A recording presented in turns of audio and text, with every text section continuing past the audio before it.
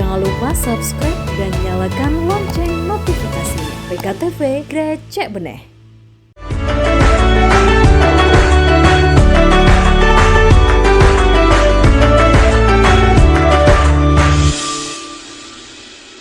Assalamualaikum warahmatullahi wabarakatuh. Apa kabar Anda pemirsa PKTV dimanapun Anda berada? Kita berjumpa dalam program Siaran Ramadan. Tentunya Anda yang sedang berpuasa pada hari ini, saya ucapkan selamat berpuasa dan kurang berapa jam lagi ya, mungkin 1-2 jam lagi kita akan berbuka puasa. Namun sambil menunggu Anda berbuka puasa, kita mencoba untuk berdiskusi bersama teman-teman profesional yang saat ini sedang kita undang di studio kita PKTV.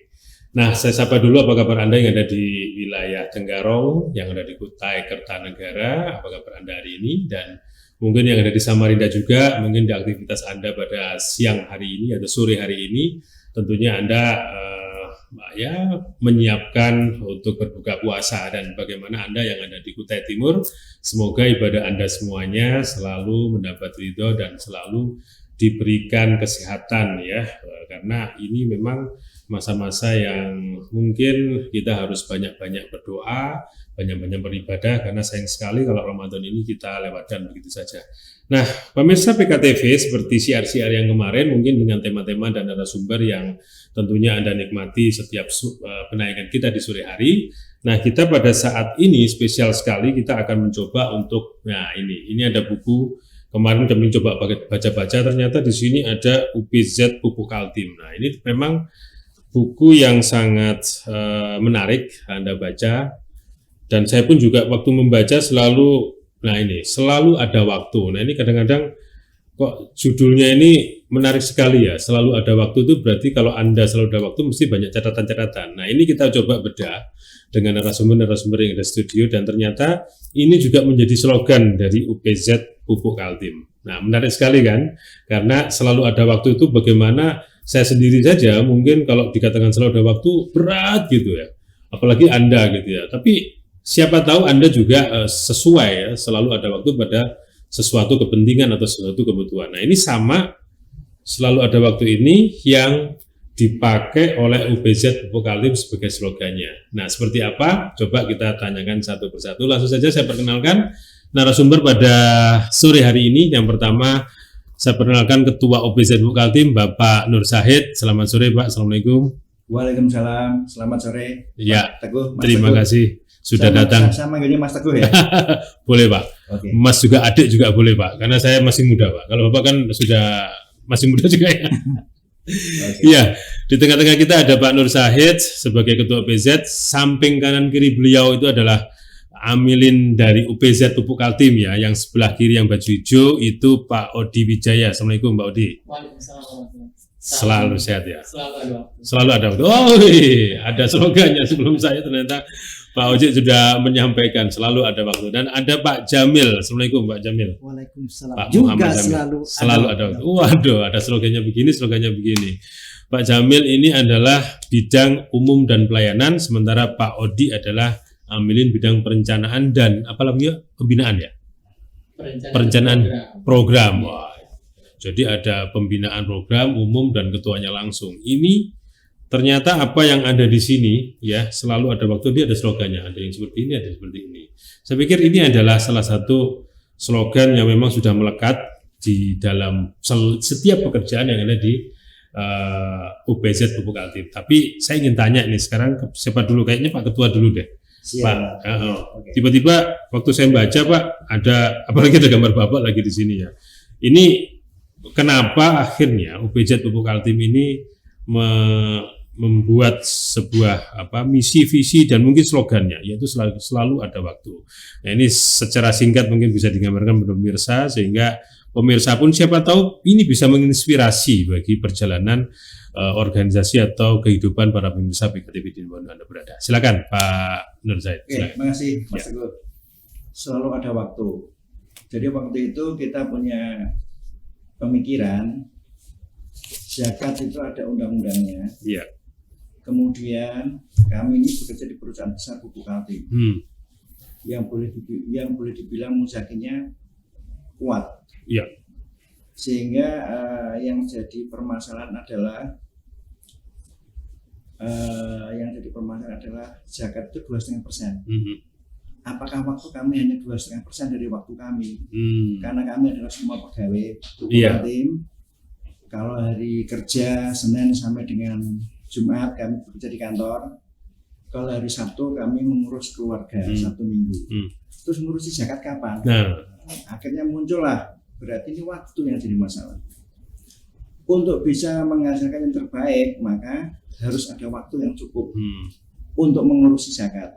Makanya kami ingin membentuk kerja tim yang solid, ingin semuanya bagus lah di lembaga UPJ ini, mulai dari sistemnya, mulai dari personelnya, dan transparansinya, dan ketemu orang-orang yang passionnya itu sama. iya. Dan akhirnya muncullah tidak ada kendala di bidang waktu. Sehingga muncullah selalu ada waktu. Ini mirip lagu selalu ada untukmu. Jadi selalu ada waktu. Sama sebenarnya maknanya ya. Iya, jadi kita dalam hal mengurusi lembaga zakat ini nggak ada masalah waktu. Iya. Jadi kita nanti amilin dan yang terkait nanti bisa ditanyakan bagaimana sehari-hari kami dalam melaksanakan slogan ini. Ya, sebelum ke para Pak Sodi atau Pak Haji, tadi dikatakan ada mujaki yang kuat.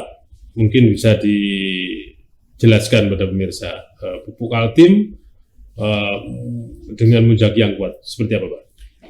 Semua pupuk Kaltim adalah yang Muslim, adalah berpenghasilan cukup, ya. Dan itu sudah masuk kategori harus membayar zakat. Sehingga dari perusahaan sudah menerbitkan SK Direksi PKT tentang kewajiban membayar zakat 2,5% dengan potong gaji. Bagi yang tidak bersedia atau sudah membayar di tempat lain, maka ada surat keberatan yang ditujukan kepada direksi. Jadi artinya yang jadi masalah adalah bagaimana pengurus UPJ ini harus dikelola dengan profesional. Salah satu kendalanya adalah waktu. Makanya kami membuat slogan selalu ada waktu. Iya.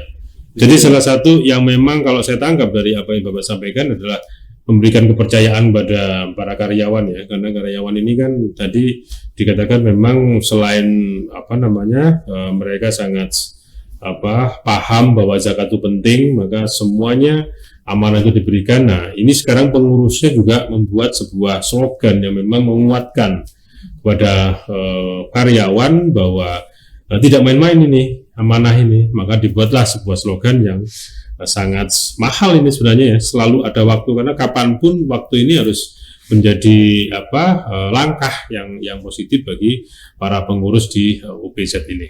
Nah, sekarang ke Pak Odi, bagaimana setelah Pak Ketua ini menyampaikan atau menyatakan selalu ada waktu kita ini, bagaimana? Apakah ini menjadi tantangan atau menjadi tekanan atau malah menjadi nilai ibadah nih, kira-kira seperti apa nih Pak Odi? Ya, baik Pak Teguh. Mungkin kalau mau diilustrasikan ini, ibaratnya selalu ada waktu ini anti mainstream, anti mainstream, tidak umum. Kami sadar, artinya dari sisi fisik kami adalah manusia, manusia tentu dari sisi pekerjaan dan sebagainya membutuhkan ritme atau waktu yang cukup untuk istirahat.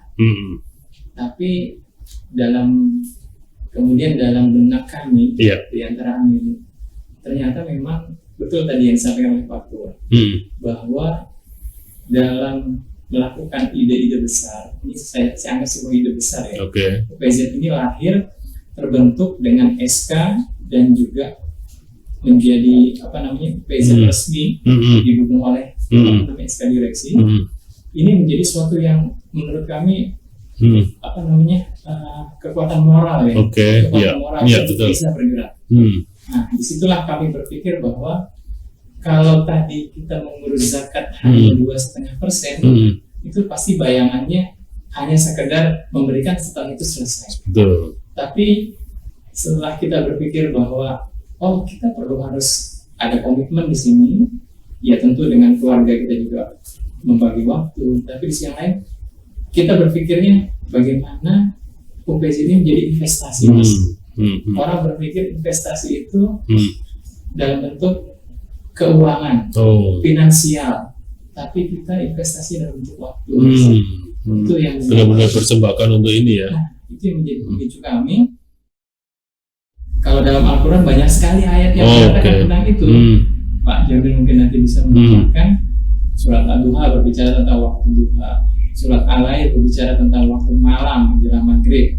Kemudian surat Al-Asr ini yang lebih sangat menjadi menguatkan. Situ ada mungkin nanti Pak Teguh bisa membaca bahwa motivasi selain tadi itu untuk bekerja sebagai lembaga, itu juga bekerja dalam bentuk investasi. Ini adalah catatan amal kami. Tapi di sisi lain kami juga awal-awal itu ya sempat kaget juga. Kuat nggak, berani nggak? Karena itu tadi Pak Teguh, ibaratnya kalau diilustrasikan ini, Pak Ketua ini ibarat burung yang nempel di kerbau. Ketika kerbau itu diam, itu burung itu selalu mematok sehingga kerbau, penyemangat lah ya.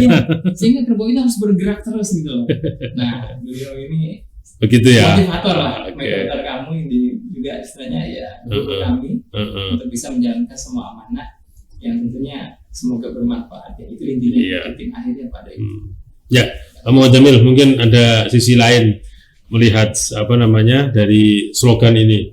Karena ini kalau support beneran ini, luar dalam malah ini seperti apa setelah itu? Baik Mas Teguh, sebelum kita berbicara tentang dari sisi waktu, slogan dari selalu ada waktu ini, saya ingin menambahkan apa yang disampaikan oleh Pak Ketua tentang muzakinya kuat.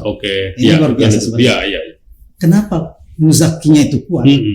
Karena keimanannya kuat. Ini kan urusan harta. Orang kalau hartanya diambil seperti merasa kehilangan. Kalau tidak ditopang dengan akidah atau keimanan yang kuat untuk mengeluarkan zakatnya dan berbagi untuk masyarakat miskin, berat sekali. Bahkan ini saya pernah mendengar dari Pak Bukhari langsung, salah satu amilin kita, itu muzaki, karyawan pupuk Kaltim. Kalau tidak salah beliau mungkin sudah pensiun, saya lupa namanya. Beliau di depan Pak Bukhari itu berbicara, Pak Bukhari, saya setelah menghitung-hitung gaji saya sebesar, kemudian saya potong zakatnya, ternyata cukup untuk membeli 1 unit motor. Wah, saya sebenarnya saya akui katanya yang bersangkutan mau pengen beli motor, tidak jadi bayar, tapi saya ini tidak melaksanakan perintah syariat kalau saya lakukan itu. Akhirnya dia menjadi pemenang, bukan menjadi pecundang, dan dia tetap mengeluarkan zakatnya untuk kepentingan mustahil. Sampai segitu memang ya berarti dari keimanan seseorang sehingga harus dilaksanakan dengan baik. Nah, lanjut. Dari sisi waktu tadi sungguh menarik apa yang disampaikan oleh Pak Odi. Jadi saya pernah ingat orang Arab itu pernah mengatakan, la tuakhir amalaka ilal qadima taqdiru an ta'malahul yaum. Jangan engkau mengakhirkan suatu pekerjaan yang sesungguhnya engkau mampu untuk melakukan pada hari itu. Nah, beliau ini luar biasa. Ya kadang pengen istirahat, tapi membuat kita semangat. Kenapa? Karena semua pekerjaan kita terentas saat itu dan bisa purna. Nah, contoh misalnya kemarin kita masih tersisa beberapa titik belusukan, kita entaskan kemarin di hari Kamis. Alhamdulillah. Padahal kalau Mas Teguh lihat, seabrek agenda itu luar biasa banyaknya. Belum lagi titik-titik per orang. Dimulai belusukan dari Tihiti, Selangan, kemudian guru-guru yang kita saluri mereka dengan biaya transportasi luar biasa. Itu semuanya berkaitan dengan waktu. Maka benarlah Allah bersumpah demi masa, demi waktu. Sesungguhnya manusia pasti semuanya merugi, kecuali orang-orang yang beriman, melakukan ihsan dalam beramal kebajikan. Itu mungkin dari saya. Jadi agak ringan jadinya ya, karena punya slogan seperti itu. Iya, saya kembalikan ke Pak Ketua nih. Pak Ketua, kalau melihat ini kan selalu ada waktu disejajarkan dengan Bapak yang dulu aktif di Pupuk Kaltim, terus berani membuat sebuah slogan seperti ini. Tentunya kan ini suatu ikhtiar yang cukup berat sebenarnya. Lantas kenapa beraninya Pak Nur Zahid, sosok yang sebenarnya sudah sibuk di perusahaan, terus memberanikan diri untuk membuat suatu slogan seperti ini? Apa sebenarnya yang melatar belakangi itu, Pak? Oke, jadi gini, Pupuk Kaltim itu kan boleh dibilang the best di segala bidang. Oke.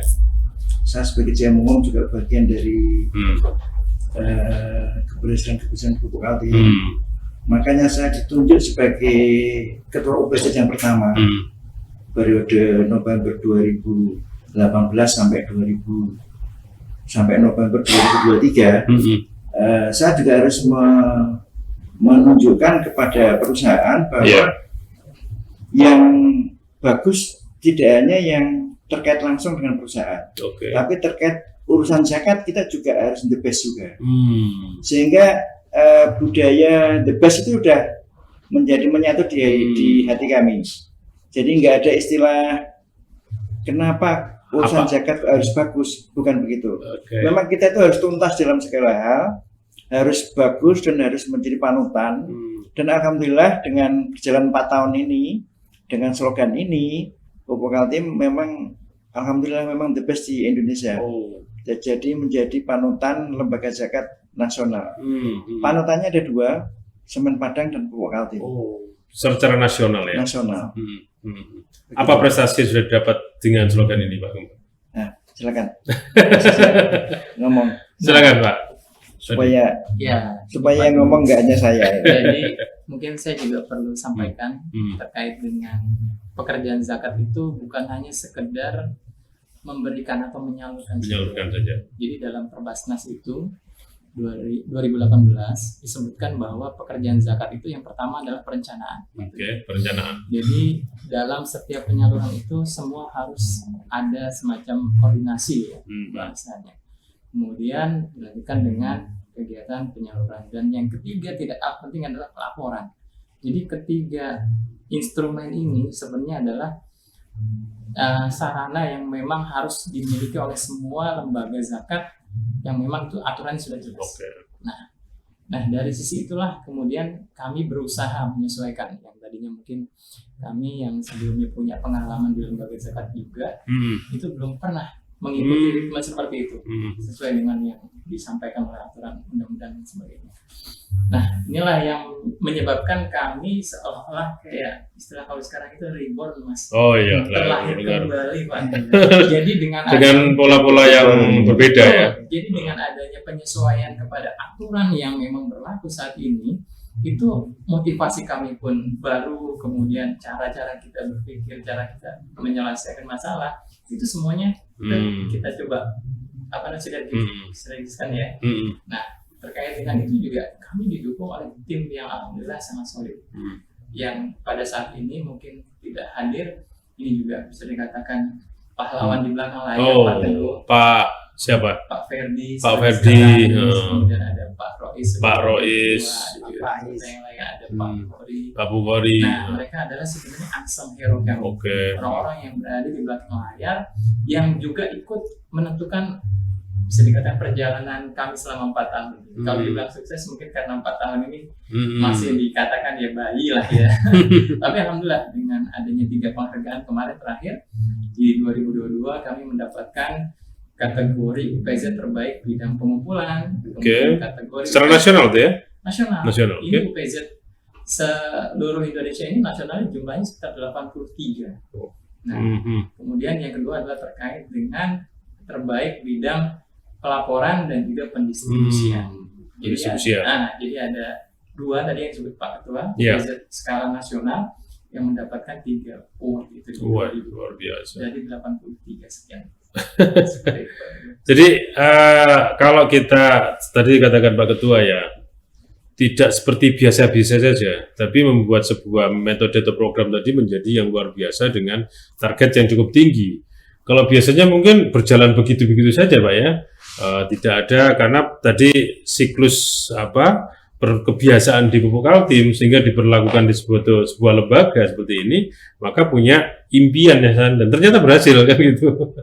Bagaimana merasakan seperti itu, Pak? Wah, luar biasa senang kita mendapatkan award, dan itu tidak tidak dengan mudah, tapi butuh pengorbanan. Selain pengorbanan, sebenarnya ada satu kata sebenarnya perlu kita tambahkan, ya, yaitu ada cinta. Kalau cinta itu kan Mas Teguh mengambil segalanya, ya. Sampai hujan pun diterobos aja, apalagi lautan direnangi, Pak. Di sisi itu juga ada cinta, ya, ada cinta. Jadi cinta untuk melaksanakan aktivitas kebaikan ini. Kalau jadinya benci, bagaimana? Mana bisa terlaksana seperti ini? Jadi dipaksa jadinya. Ya, jadi saya menelaah buku yang ditulis oleh Pak Odi, yang diinspirasi oleh dan Pak tim Odi, lah ya. Sehingga salah satu cara mensolidkan kita, efektivitas kerja, efektivitas waktu segalanya itu kita beternak WhatsApp, Pak. Gitu. Seperti Pak apa Odi tuh? sering, iya, Pak Odi mungkin bisa menjelaskan bagaimana maksudnya. Enggak, sebelum Pak Bodi. Kira-kira kebayang nggak sih sebenarnya bahwa OPZ itu akhirnya mendapatkan prestasi seperti itu dari kerja-kerja yang lalu-lalu gitu? Kira-kira kebayang? Sebenarnya sih kalau bagi kami saat itu tidak. Tidak ya? Pokoknya berbuat kebaikan terus-menerus, selalu ada waktu. Lihatlah, biarlah Allah dan Rasulnya, kalau dalam surah At-Taubah mengatakan yang menilai. Ternyata yang menilai kita ini adalah Basnas RI. Nah, seperti itu. Dan UPZ kita ini sebenarnya luar biasa. Selain peduli Kota Bontang, secara nasional kita juga andil. Ada bencana di Gunung Merapi, di daerah Malang itu itu kita juga Semeru, Mas Teguh. Semeru sempat ya kita berikan bantuan ya. Berkontribusi terakhir di Cianjur juga kita juga berkontribusi. Kalau tidak salah nilainya 100 juta rupiah, Pak Ketua ya. Padahal di sini juga sudah banyak, tinggal 282 juta. Dan sempat peduli kepada bencana di luar ya. Bahkan Mas Teguh yang ujung negeri Indonesia saja, Papua itu, kita juga hadir di sana dalam bentuk apa Pak Teguh? Korban ya. Online. Korban. Ya, Pak, kita pun tidak membayangkan bahwa akan punya nilai yang tinggi di mata UPZ secara nasional ya. Kalau Pak Ketua sendiri, kira-kira apa sih sebenarnya yang membuat kita bisa menyaingi yang lain, atau mungkin keunggulan kita sendiri sehingga kita bisa meraih prestasi yang cukup luar biasa itu, Pak? Sebenarnya kita tidak membanding-bandingkan dengan yang lainnya. Pokoknya kita yang penting berbuat baik terus. Soal hasil itu kan, soal prestasi itu kan nggak kita pikirin sebenarnya. Karena kita nggak penting, seperti itu nggak penting. Yang penting kita berbuat baik dan harus ada cinta tadi. Kalau cinta itu berarti bahagia. Makanya dengan senang bahagia itu semua yang sulit jadi gampang, yang berat jadi ringan. Karena makanya, cinta tadi itu. Karena harus bahagia tadi. Jadi kita ini mengurus lembaga zakat dengan bahagia gitu. Karena tiap hari itu ya diawali dengan doa dulu, kemudian kita membahagiakan orang. Sikap tulus itulah yang membuat semua jadi.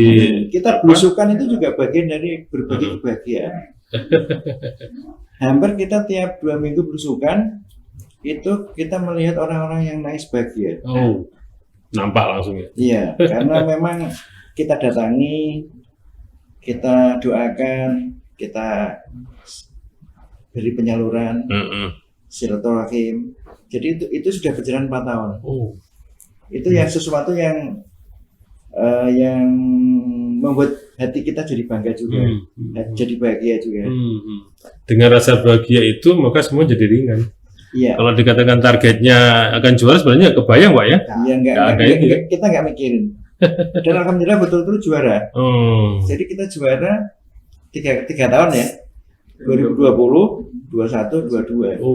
3 tahun berturut-turut. Luar biasa.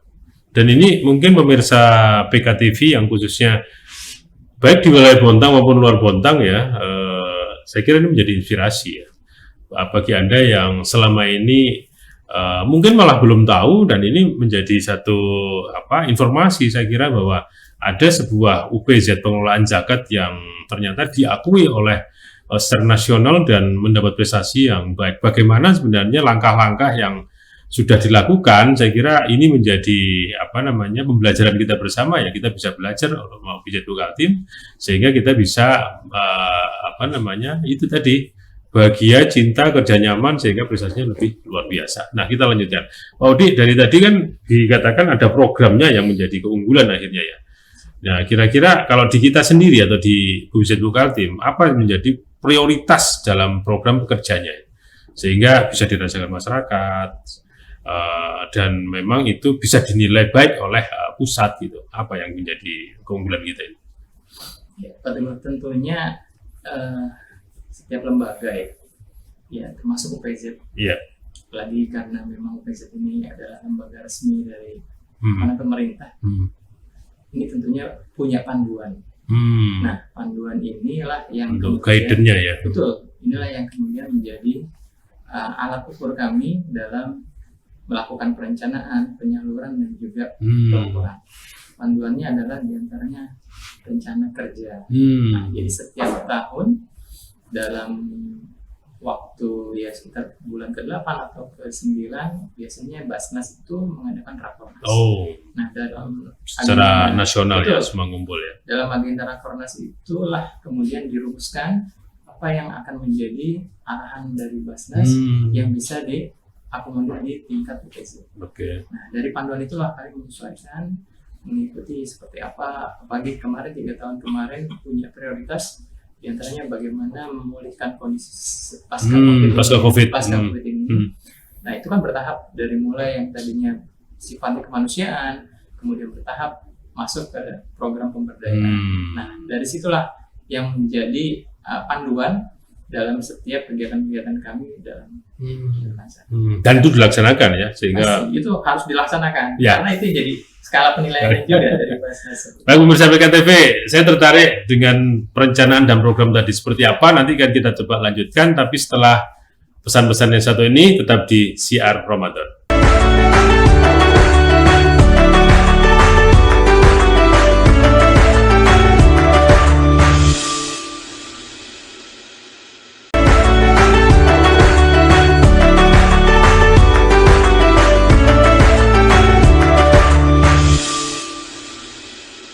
Baik, pemirsa PKTV, kita kembali di Siar Ramadan.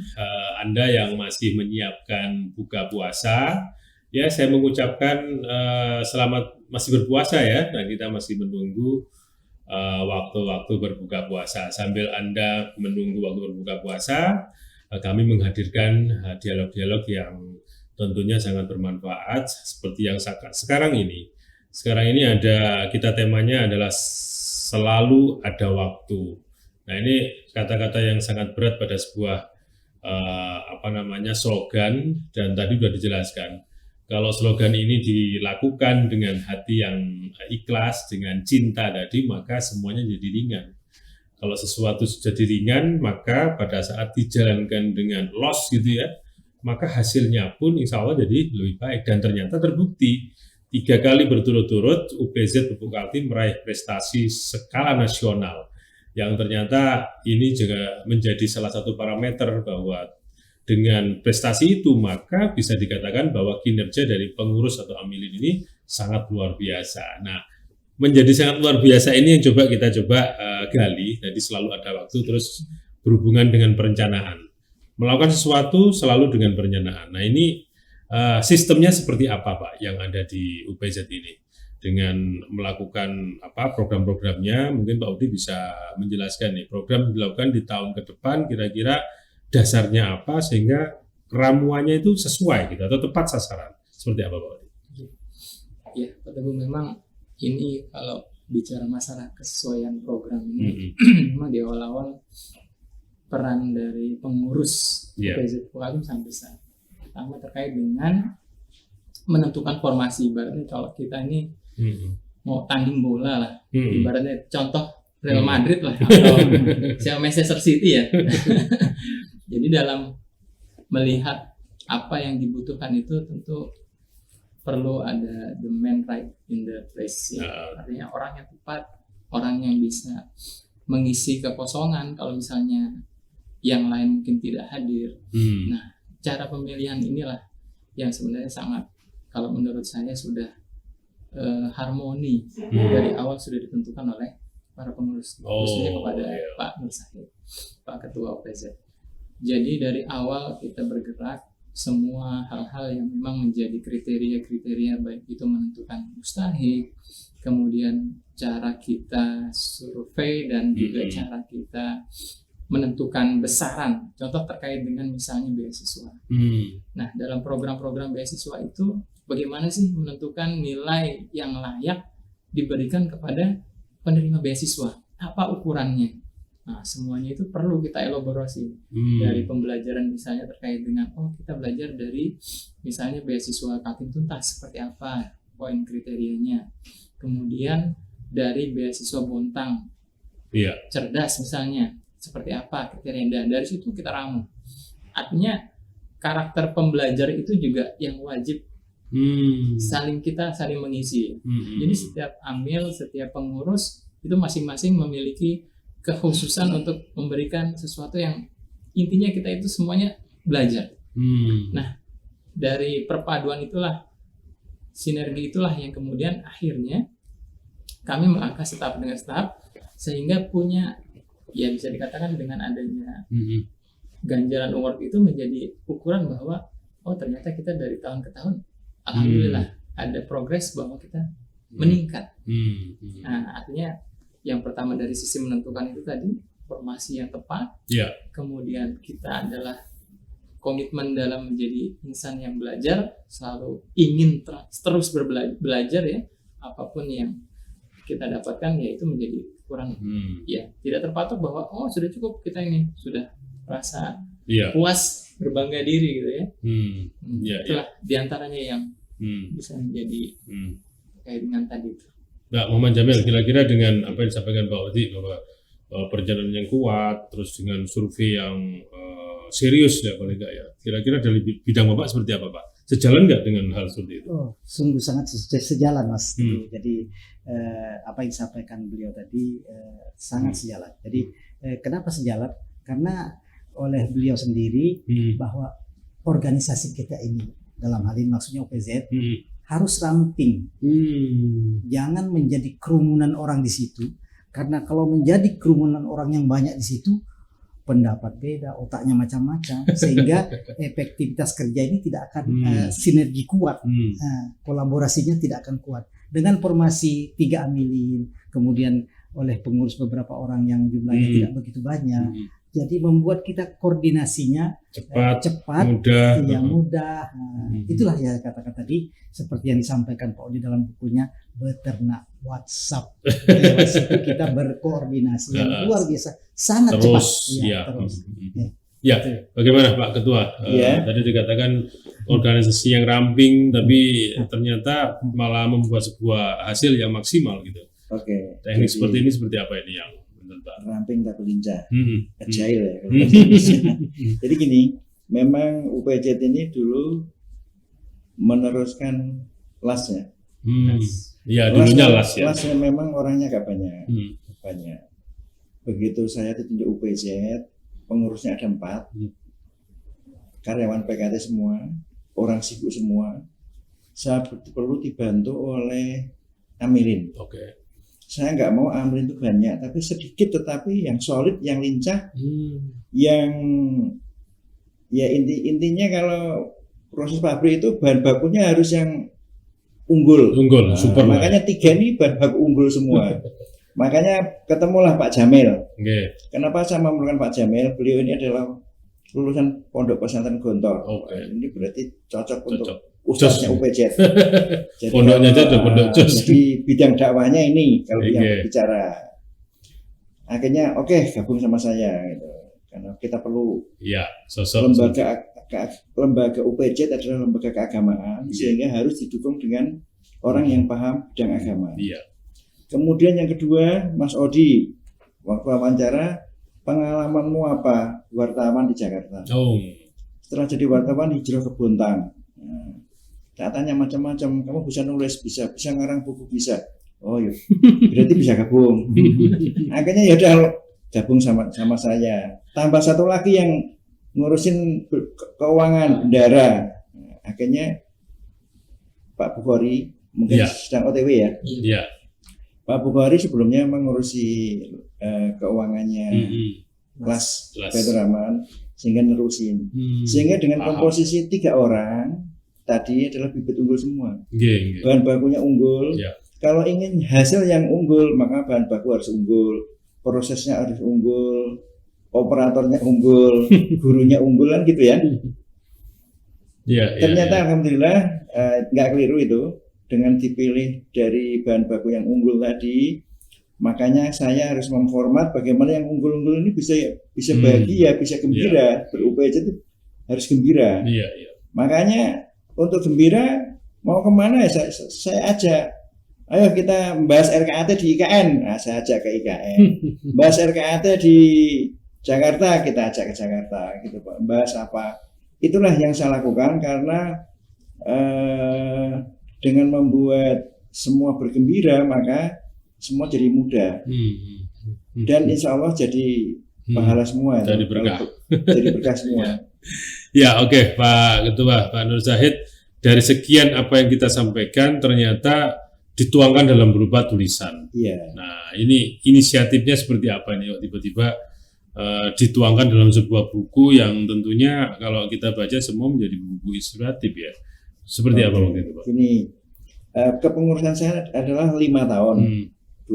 November 2018 sampai November 2023. Saya nanti Tahun terakhir ini. Makanya jadi satu buku nanti tahun terakhir ini. Saya nanti kalau harus serah terima dengan pengurus baru, saya kalau ngomong semua pasti nggak sanggup. Makanya ngomongnya harus sedikit, ya buku ini yang berbicara. Jadi semua cerita dan opini dikemas dalam feature, namanya selalu ada waktu. Sebenarnya ini adalah kalau di buku Kaltim namanya legacy, Mas. Legacy. Jadi seseorang yang selesai bertugas sekian tahun harus mewariskan legacy. Legacy saya ini 2 buku nanti, buku 4 tahun ini selalu ada waktu. Nanti buku kedua yang setahun ini apakah tentang teamwork kita atau apa nih judulnya masih di nunggu wangsit ini gitu. 2 buku. Dan alhamdulillah buku yang pertama ini ada tanda tangannya Ketua Bahasa RI Bapak Profesor Nur Ahmad. Ya, diakui lah ya. Diakui, ada tanda tangannya Pak Wali Kota Bontang, ada tanda tangan Direksi PKT. Dan ini adalah satu-satunya buku yang di lingkungan lembaga zakat yang ada tanda tangannya Pak Profesor Nur Ahmad. Dari Basnas. Iya, dan ini juga beredar di grup-grup WhatsApp di grup-grup WhatsApp nasional karena ini ada PDF-nya. Oh, jadi PDF-nya yang dikirim, jadi mereka bisa mudah membaca ini ya. Iya. Jadi, ini tulisannya semua dari internal dan Mas Odi yang mencoba kan tadi karena meramu. Karena waktu Mas Odi tahun 2019 awal gabung sama UPZ, memang pas wawancara itu dia memang pengalaman wartawan. Oh iya itu, makanya tuangkan semua. Itulah makanya buktikan kewartawan dan jadilah buku ini. Jadilah buku ini.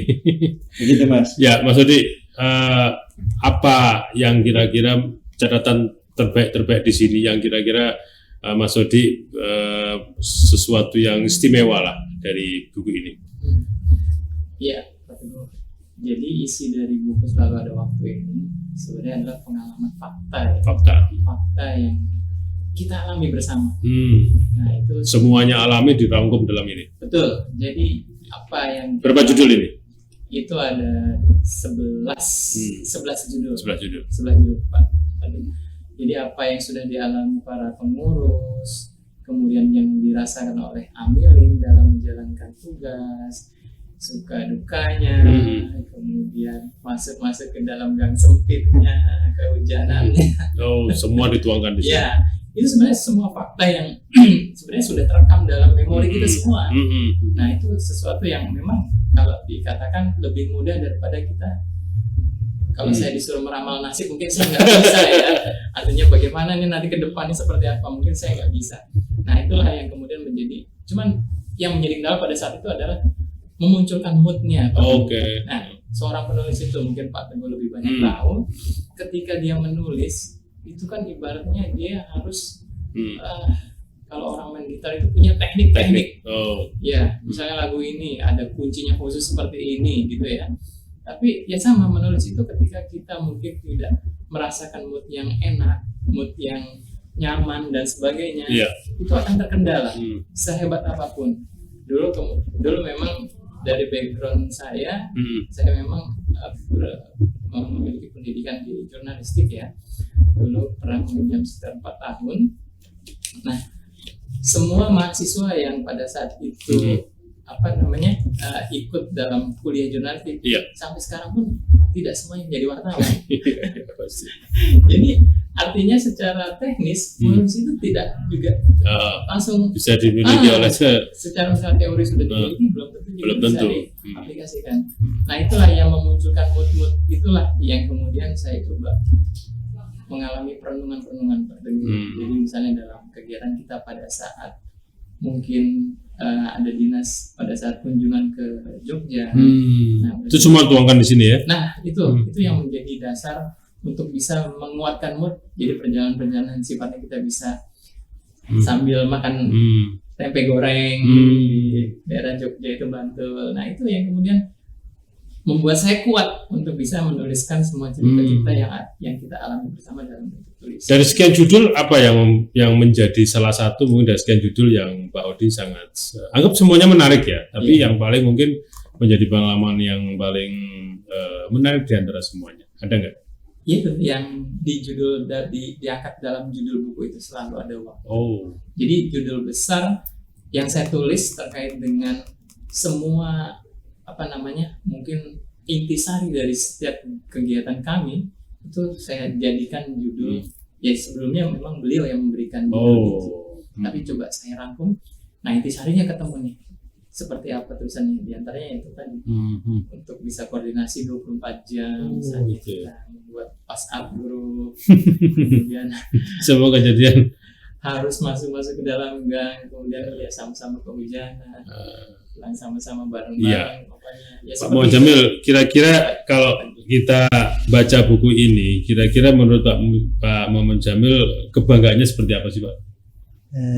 Luar biasa sih, bangga luar biasa karena apa yang kita kerjakan, apa yang kita lakukan, apa yang kita rasakan itu bisa dituangkan. Tertuang semua ya. Semua dalam situ. Jadi saya tuh ingat ketika baru bergabung. Ya, di antara salah satu hal yang sangat berkesan saya dalam buku ini, selalu ada waktu ini, adalah Festival Mu'alaf. Oh, seperti apa itu? Kenapa Festival Mu'alaf? Karena saya masih terngiang-ngiang ketika Pak Ketua punya ide, ayo Pak Jamil, kita buat musabaqah Mu'alaf. Waduh, musabaqah jadi Mu'alaf. Ya, tapi saya tertantang saat itu. Akhirnya rembukan akhirnya supaya gak keren, maka muncullah judul, ayo kalau begitu Festival Mu'alaf saja. Nah, luar biasanya Festival Mu'alaf ini kita bisa mendatangkan dai nasional dan itu mu'alaf.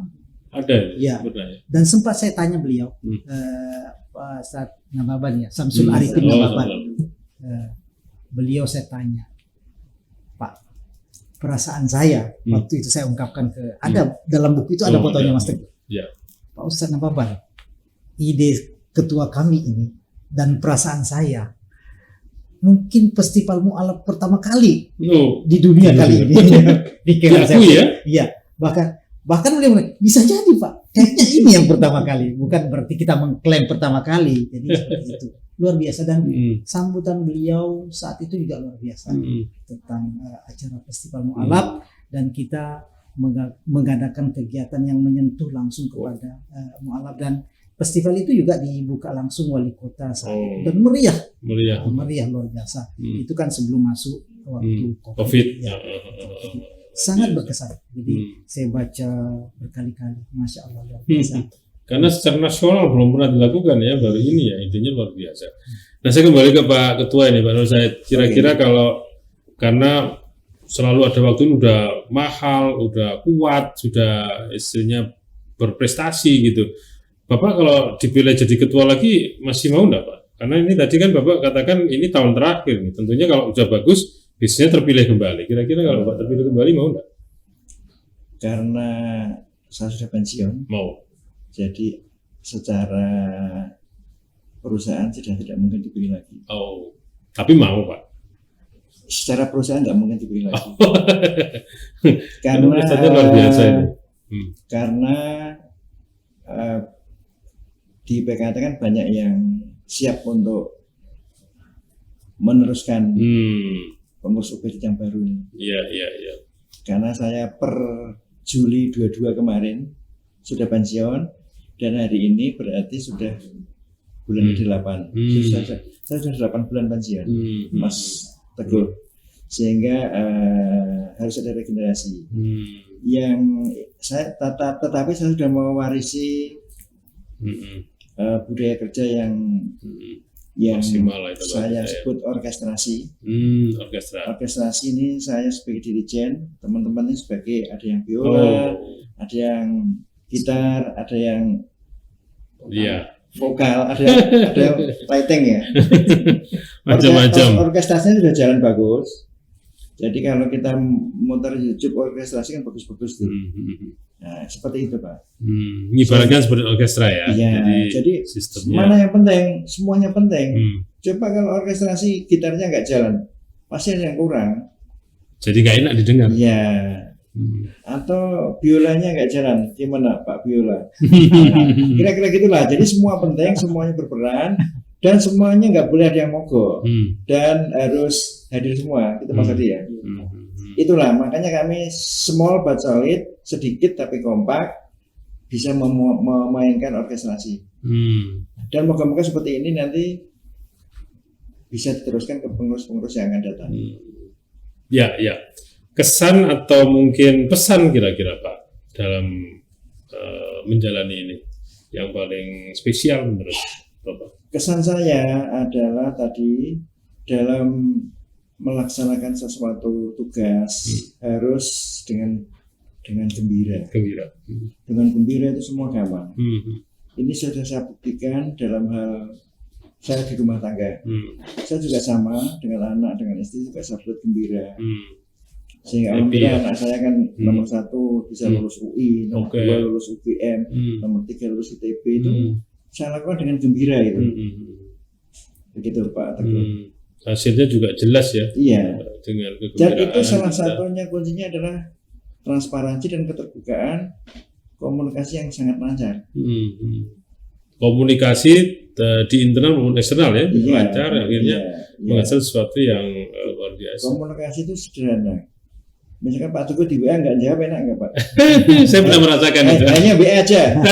Di WA nggak dijawab, enak nggak? Iya. Itu yang kami terapkan di lembaga UPJT ini. Kalau di WA harus dijawab, kalau disurati harus direspon, dan nggak pakai lama. Dan kalau diundang harus datang Pak. Diundang harus datang. Kalau nggak diundang nggak boleh datang. Kalau nggak diundang ya nggak. Kita diundang Bapak Litbang. Rapat tentang kemiskinan, tentang program bedah rumah. Berapa kali diundang? 3 kali, kita datang 3 kali. Kita menghargai undangan. Iya. Tadi bentuk respon yang cepat dengan undangan-undangan. Oke, pertanyaan terakhir.